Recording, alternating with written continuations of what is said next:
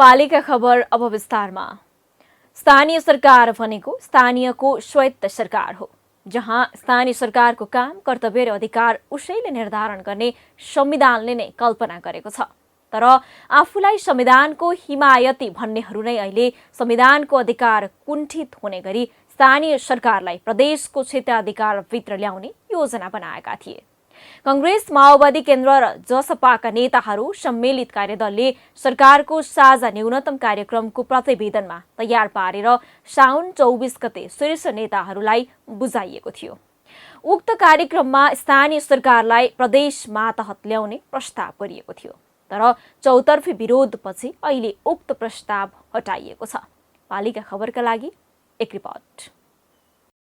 नेपालको संविधानले संघीयतालाई सहकार्य, समन्वय र सहअस्तित्वको सम्मिश्रणको रूपमा व्याख्या गरेको छ, जसमा संघ, प्रदेश र स्थानीय तीनवटा तहलाई संघीय इकाइका रूपमा व्याख्या गरेको छ, जसअनुसार आवश्यकता र औचित्यका आधारमा शक्ति, स्रोत र अधिकारको बाँडफाँड गरिएको छ। संविधान बमोजिम राज्यका तीनवटै तहले नेपालको राज्य शक्तिको प्रयोग गर्छन्। राज्यका सबै तहले आफ्नो अधिकार क्षेत्रभित्रको विषयमा व्यवस्थापकीय, कार्यकारी र न्यायिक लगायत कानुन निर्माण, योजना तथा बजेट तर्जुमा, नीति निर्माण र योजना कार्यान्वयन र नागरिक सहभागिता जस्ता कामहरूको सबै इकाइहरूलाई स्वायत्तता प्रदान गरी उदार लोकतन्त्रको आत्मसात गरेका छन्। स्थानीय तहको सन्दर्भमा नेपालको संविधान 2015ले अनुसूची 8मा एकल र 9मा साझा अधिकारहरूको क्रमशः व्यवस्था गरेको छ।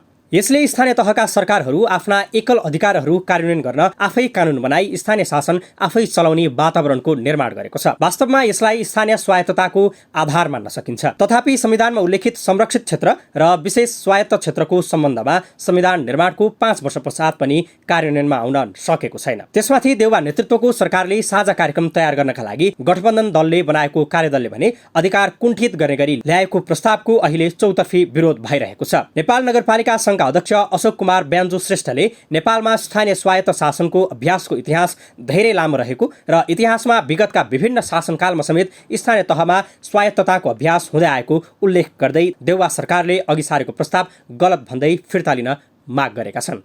जनताको नजिकको शासन व्यवस्थालाई चाहिँ तपाईको अवरुद्ध गर्न खोज्ने एउटा जुन परिस्थिति निर्माण भइरहेको छ, यसप्रति तीनवटा महासंघहरू असहमति जनाउँछौँ। यस्तै शीघ्र सच्याएर यसलाई चाहिँ फिर्ता लिनलाई सरकारलाई र गठबन्धनका राजनीतिक दललाई अनुरोध गर्न चाहन्छु। गाउँपालिका राष्ट्रिय महासंघको पनि यही भनाइ छ। कुनै एक तहको सरकारको कार्य सम्पादनमा प्रभावकारिता आएन भन्ने नाममा स्थानीय तह नै विघटन गर्ने मनसायले आवश्यक कार्य प्रक्रिया अगाडि बढाउने गरी संयुक्त सरकारको न्यूनतम साझा कार्यक्रममा ल्याएको प्रावधान कुनै पनि हालतमा मान्य नहुने अध्यक्ष होमनारायण श्रेष्ठको तर्क छ।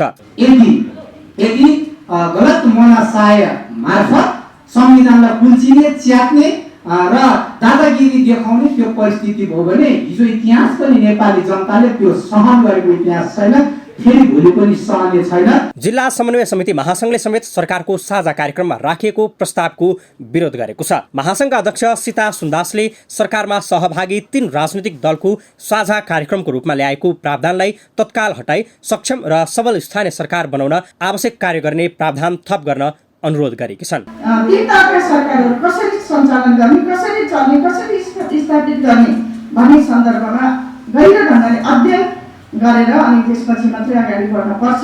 यी 3 निकाय मात्र हैन, राजनीतिक दलका नेताले समेत सरकारलाई कार्यदलले दिएको प्रस्तावको विरोध गरिरहेका छन्। केही दिन अघि एमाले नेता योगेश भट्टराईले सामाजिक सञ्जाल फेसबुकमा प्रदेशको क्षेत्राधिकारभित्र स्थानीय तहलाई राख्नु कदापि उचित कदम नभएको बताएका थिए। यद्यपि सरकारले विरोध बढेपछि प्रस्ताव हटाएको छ, तर यसअघिको प्रस्तावमा यो कुरा समावेश गरिएको थियो। यसअघि नै बाहिरिएको प्रस्तावमा यो समावेश भएपछि सरकारले विरोधका नाममा विरोध गर्न खोजेको भन्दै आफूलाई पानीमाथिको उभानो बनाउन खोजेको प्रश्न छ। ढिलै भए पनि स्थानीय सरकार स्वायत्त निकाय हो भन्ने कुरा मनन गर्नु राम्रो भए पनि स्थानीय तहको अधिकारमाथि कुदृष्टि लगाउने काम कसैबाट नहोस्।